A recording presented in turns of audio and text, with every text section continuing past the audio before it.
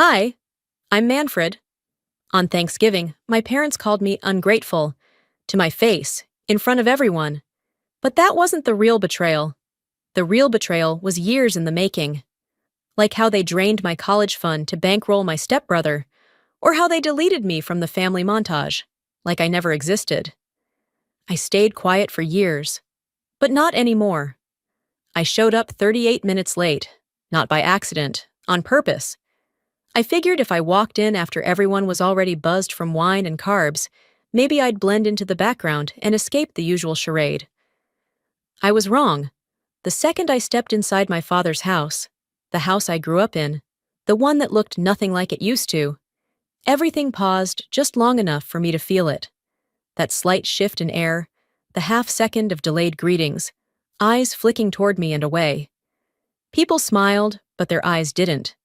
My stepmother, Marlene, made her way over in heels too high for comfort and arms open too wide. "There she is," she said, all sugar. "We were just talking about you." Liar. I let her hug me, a quick shoulder tap that smelled like department store perfume and control. I spotted Beckett across the room, already holding court with two uncles and a family friend from church. He lifted his whiskey glass in my direction, like I was someone he vaguely remembered from high school.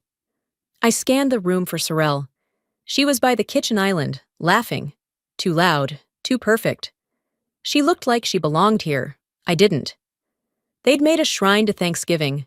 Table settings with golden leaves, personalized place cards, even a pie bar. I bet Marlene paid someone to stage it. Nothing here looked like family, just branding. I moved toward the dining room and caught pieces of conversation that had nothing to do with me. Someone's real estate deal, Beckett's promotion, Harlan's retirement speech at the VFW. Not one person asked me how I was doing, not that I expected them to. Then came the toast. Marlene clinked her wine glass and stood up. "Before we eat," she began, "I just want to say how thankful I am for all of you. This year has been challenging, and yet here we are. Stronger, closer, and more united than ever." My jaw tightened. She turned her gaze toward the long table. "Let's raise a glass to this incredible family, to those who show up, to those who contribute, and yes, even to the ungrateful ones." The table erupted in laughter. I felt the blood rush to my ears. I didn't look at anyone. I didn't have to. I knew exactly who she meant. No one said a word. No one stopped her. They just drank. I didn't touch my glass. Instead, I stared down at the plate in front of me and wished I hadn't come. My father cleared his throat and changed the subject. Classic Harland. Let it pass. Avoid the conflict. Pretend it never happened. "We've got turkey, 3 kinds of stuffing," he said. "Let's dig in." I wanted to scream, but I didn't. I smiled, just barely. Half an hour later, over dessert, it got worse. Marlene was 3 glasses deep by then, her tongue looser. "You know," she said to no one in particular, "Maddie's probably at home with her books and her cats when she's not lawyering. Isn't that right, dear?" I bit down on the inside of my cheek. Beckett chimed in, the smirk already in place.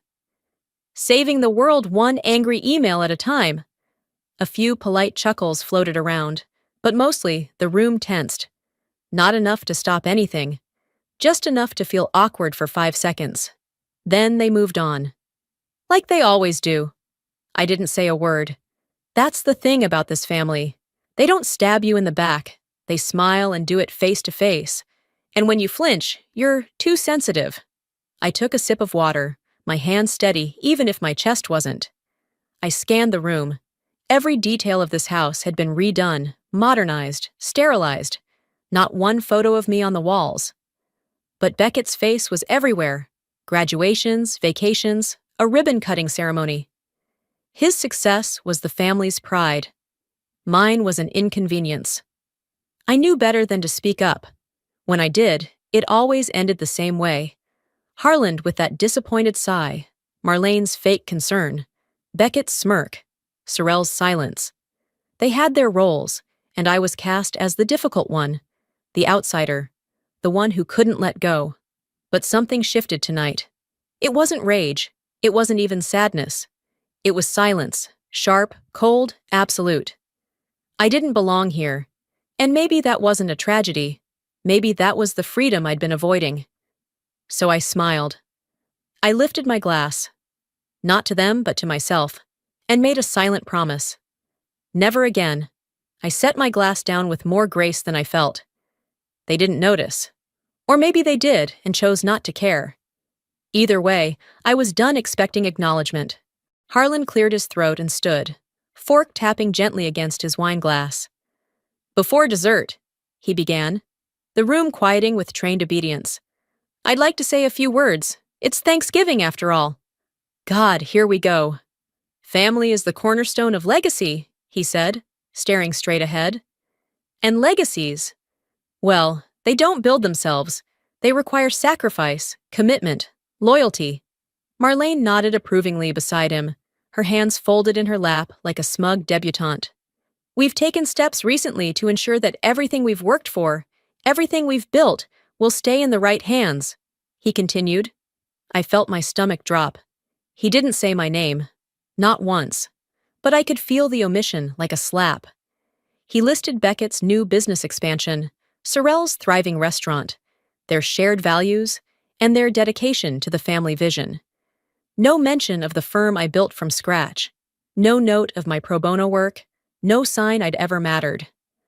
"And those who walk away from the family," he added, "shouldn't expect the family to walk with them."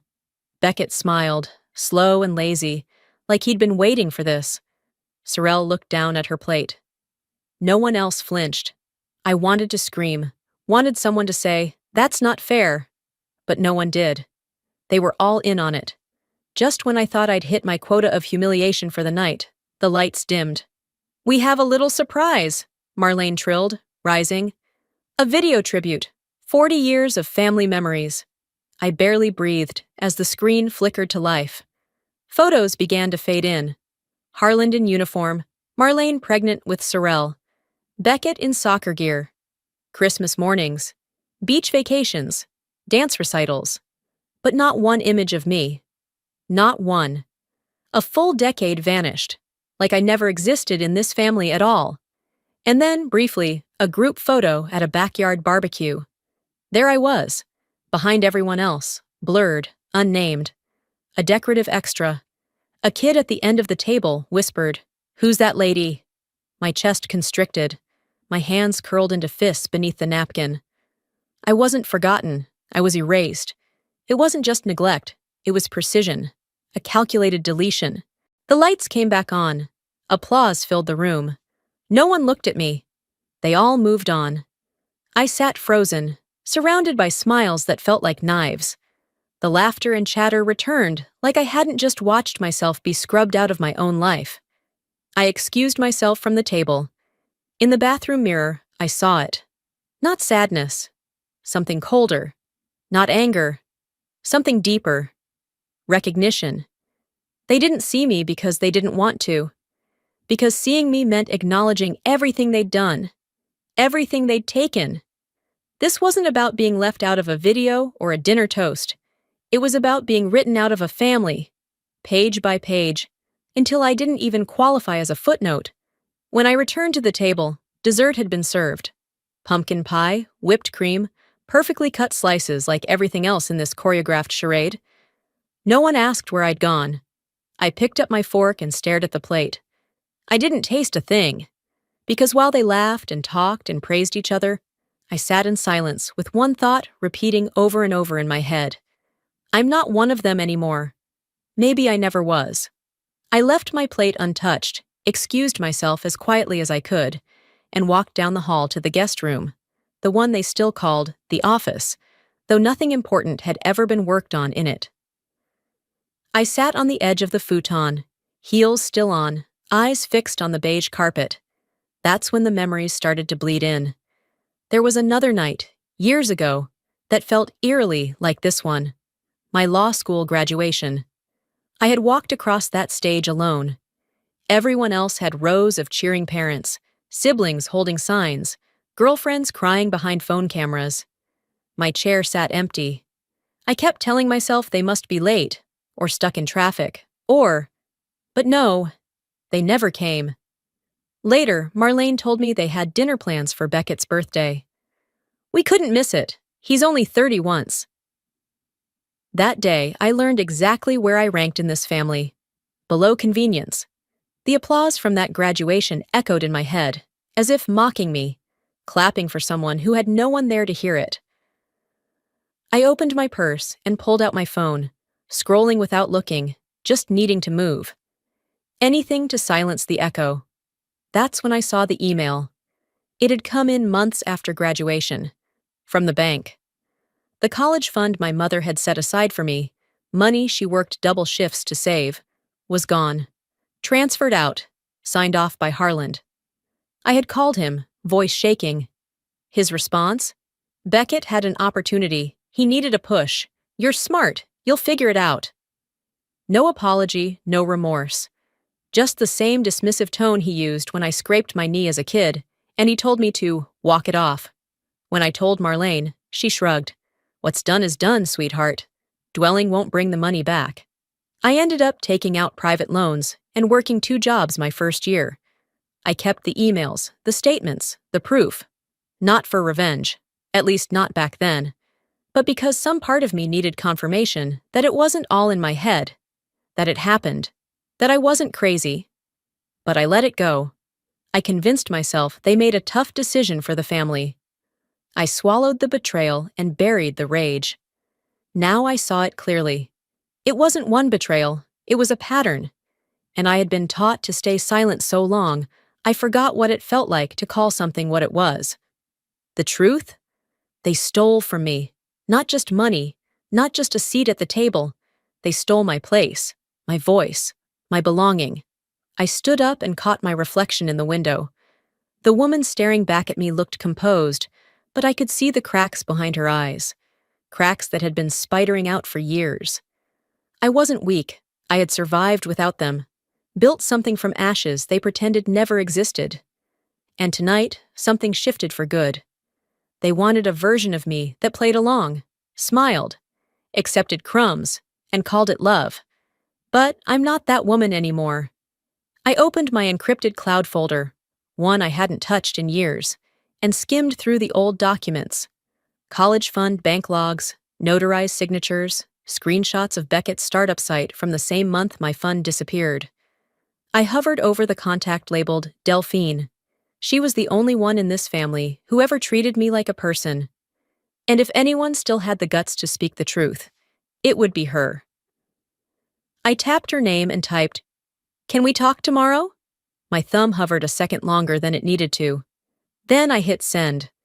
The morning light made everything in my apartment look softer than it really was. I stared at my phone. The silence after that sent message growing heavier by the hour. Then it rang. Sorrel. I hesitated. My first instinct was to let it go to voicemail, but some stubborn part of me needed to hear what she had to say. Maybe I wanted to give her one last chance. "Hey," she said, all breezy and false, like she hadn't sat silent through my erasure last night. "Just wanted to check in.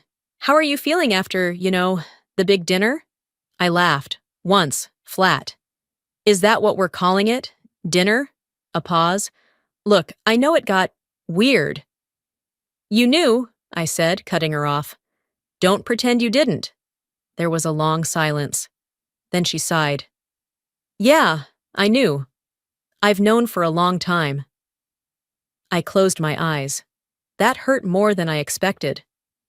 "And you said nothing." "What was I supposed to do, Maddie? Start a war? It wouldn't have changed anything. I just wanted peace." Peace. That word again. "You didn't want peace," I said quietly. "You wanted comfort. There's a difference."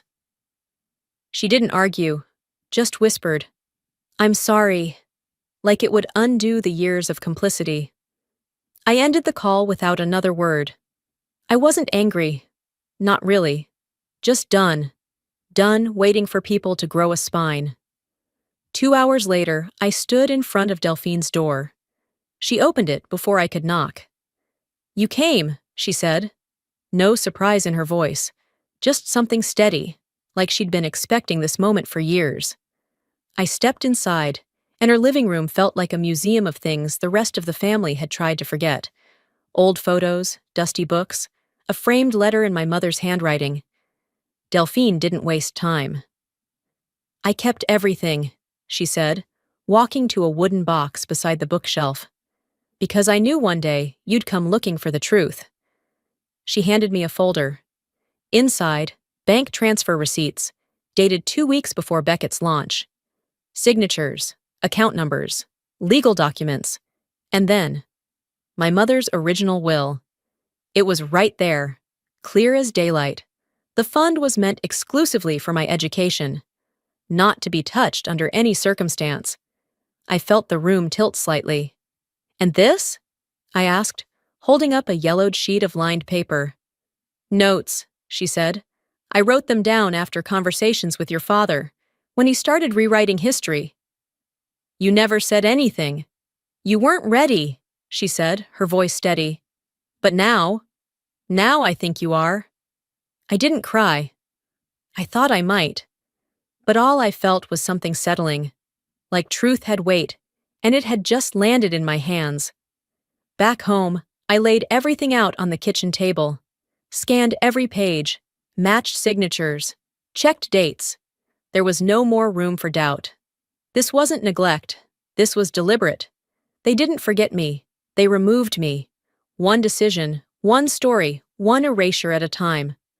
I opened my laptop, pulled up my legal notes, and began building a timeline. Not out of revenge, but to remember. To put the story back together the way it really happened. They wanted peace. I wanted the truth. And for the first time in years, I felt steady. No anxiety, no spiraling, just direction. I didn't know what would come next, but I knew one thing for sure. Whatever happened, I'd be the one writing it.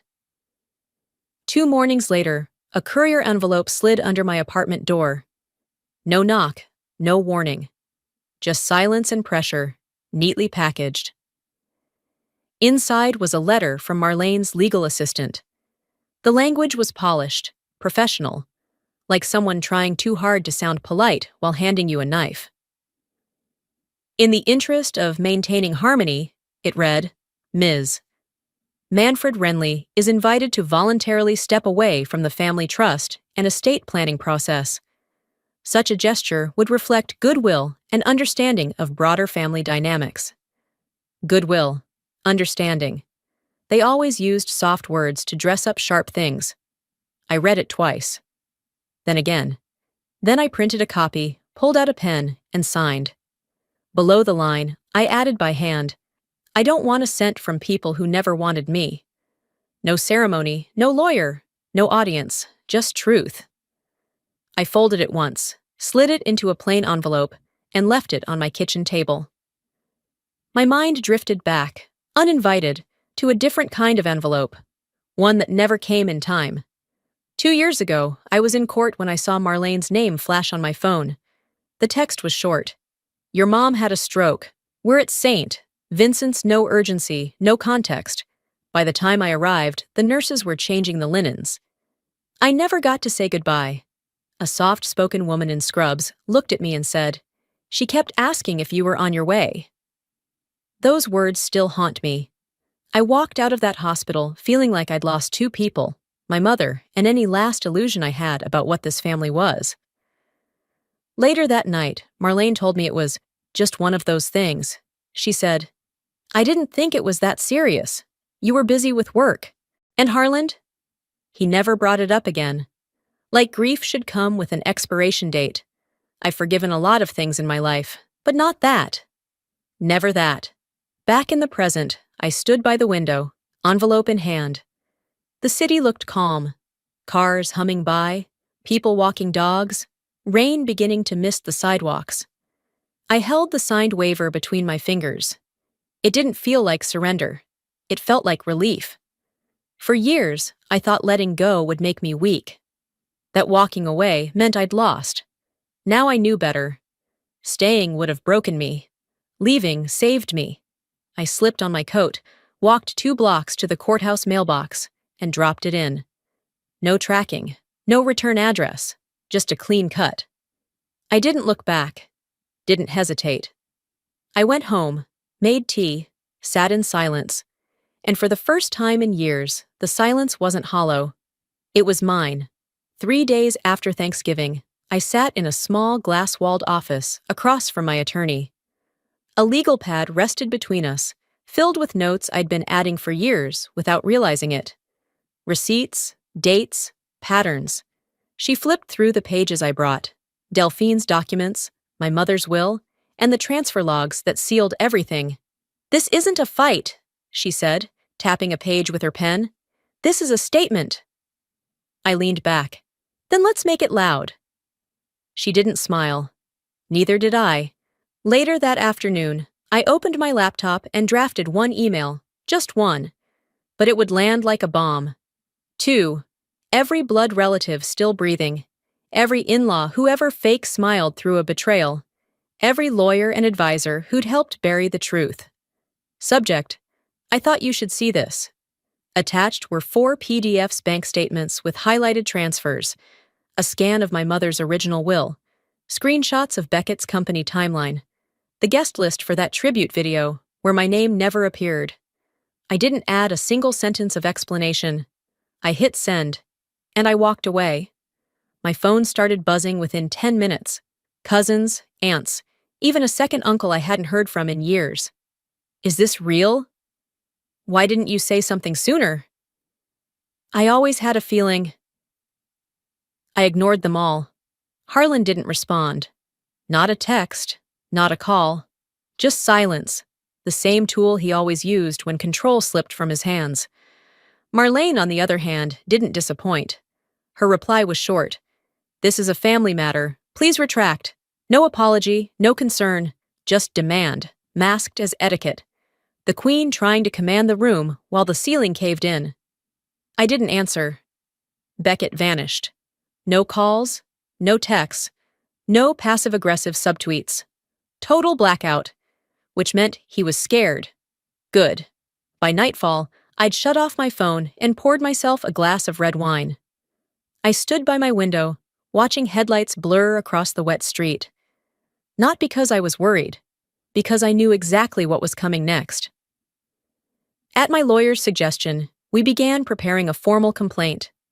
Not because I wanted to sue, not because I wanted the money, because sunlight is the best disinfectant, and this rot had spread far enough.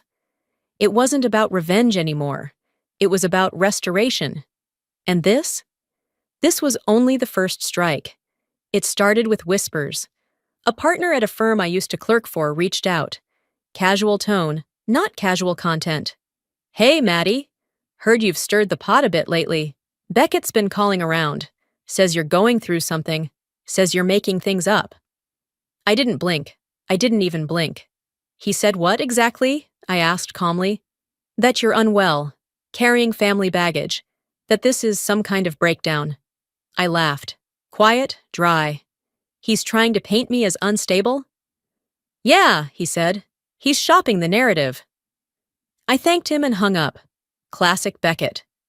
If you can't bury the truth, discredit the person who speaks it. He was calling favors, leveraging connections, spinning lies. What he didn't realize was that I'd walked through fire to get here, and I wasn't stepping back just because he threw smoke. I called Delphine. She answered on the first ring. "He's trying to smear me," I said.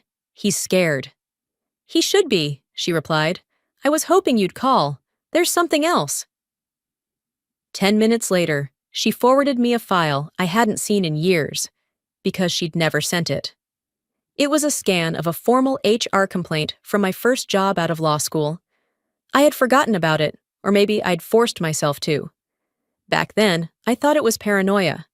I thought I was imagining things, a missing draft, a leaked pitch. The timing had been too perfect, but I couldn't prove anything. Until now. Delphine had saved everything. Email headers, screenshots.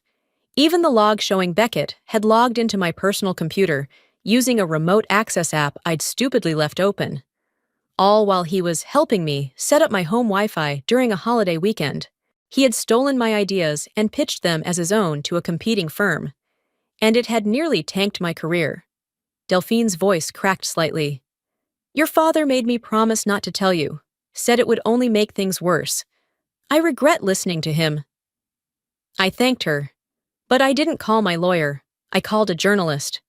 A woman I knew, who had built her career on stories just like this. Truth wrapped in betrayal. Scandal sitting beneath silk ties and trust funds. She didn't ask for proof. She just said, send everything. By morning, the headline was already making its rounds. Finance exec accused of corporate theft. Source alleges family cover-up. Within hours, Beckett's firm went into panic mode. Clients started pulling contracts. His face vanished from the company website. His Instagram went private. Harlan tried calling. Twice. I let it ring. Marlene left a voicemail that was so on-brand, I almost laughed. You've humiliated us. I hope you're happy. This family supported you, and this is how you repay us? Supported me? They couldn't even spell my name right on birthday cards. I sat in my office reading emails from strangers. One aunt finally cracked. I always knew something was wrong. I should have said something. Too late. I wasn't angry anymore, just clear. Beckett could spin stories, but this wasn't a courtroom. This was the court of public opinion, and he'd just lost his jury. That night, I got a message from a former intern. She was fresh out of law school when she worked under me. Quiet, brilliant, overlooked in all the ways I'd been once. Her message read, Thank you. People like you make room for people like me. I didn't smile. Not really. But something inside me settled. Just a little. They thought I'd set fire to the house. I hadn't even raised my voice yet. The next morning, I walked into the county clerk's office with a folder under my arm and history in my hands. The complaint was already prepared. Typed, formatted, and reviewed line by line. Misuse of trust funds, forgery of consent, breach of fiduciary duty. 3 names sat at the top. Harlan Renly, Marlene Renly, Beckett Renly. Attached were everything they thought I'd never find. Notarized bank records, authorization forms with mismatched signatures, and Delphine's signed affidavit verifying the original terms of my mother's will. By noon, the documents were public record, and by 4 p.m., they were accessible to anyone with a Wi-Fi connection and a reason to look. I gave them the truth. What the world did with it wasn't my problem. By evening, Beckett's LinkedIn was gone. His firm had issued a vague statement about a temporary suspension pending internal review, but I already knew what that meant. Harlan's name disappeared from the Veterans Foundation's website. A line added quietly below the board list. Pending ethics investigation. Marlene canceled her beloved charity gala. Out of respect for privacy, the statement said. Right. Sorrel texted me late that night. I didn't know it would go this far. I stared at the screen for a long time before replying. You never asked how far it already went for me. She didn't write back. Harlan, though, he finally did. The subject line of his email, You're no longer welcome in this family. There it was, the last brick in the wall they'd spent decades building between us, now handed to me like a souvenir. I opened a new draft. Typed, paused, deleted. Typed again. And then I didn't send it. Instead, I wrote it out on a notepad and read it to myself. You erased me. Now I'm just finishing the job you started. I closed the notebook and turned off my phone.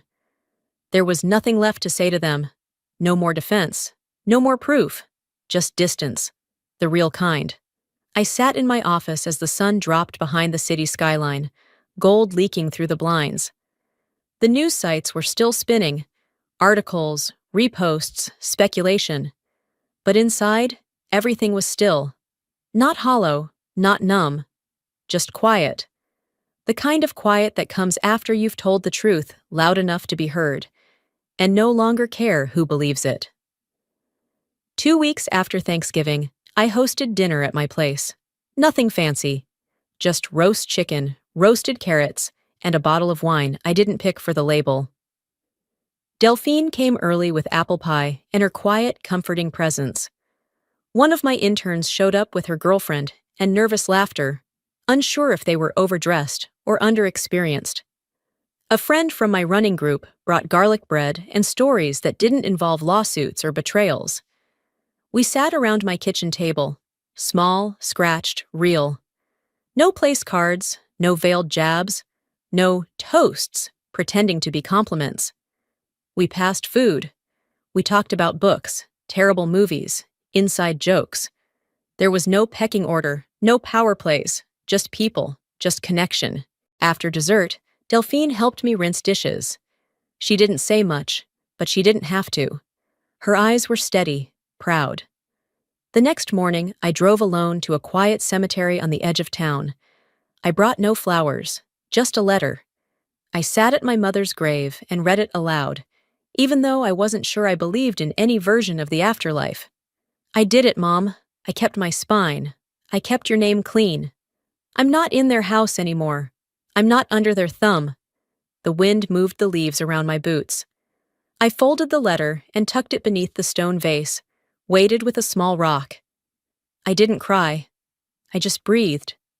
And then I left. Later that afternoon, my phone buzzed with a voicemail. I didn't need to listen. I saw the name before I deleted it.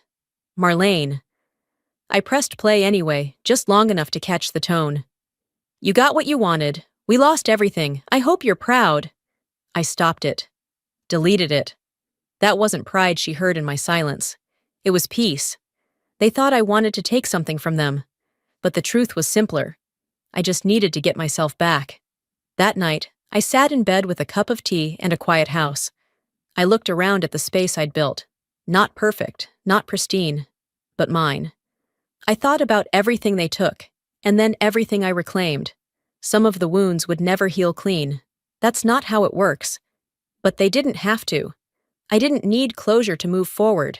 I just needed clarity. I wouldn't fill the empty places with people who only showed up to take.